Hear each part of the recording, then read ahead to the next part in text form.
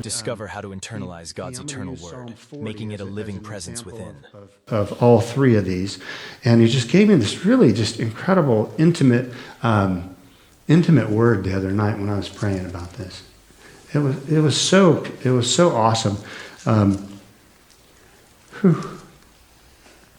Let me just see where I'm at here.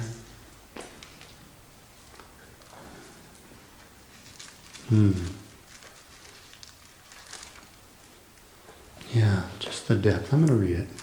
In Psalm 40, verse 1 and 2, it says, Isaiah says, and this is sort of a change in Isaiah, right? This was a change in his whole tone.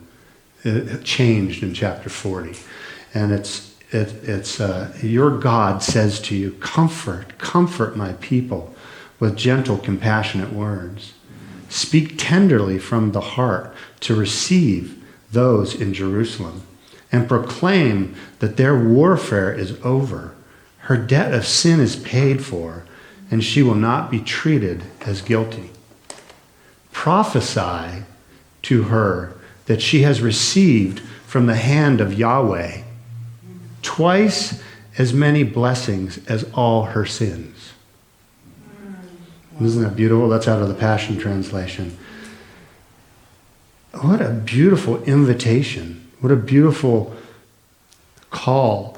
And I was praying about this the other night, and I was praying about getting up here and trying not to make a fool of myself, and that the Lord would show up, and He always does, and it's incredible, and I love it. But He was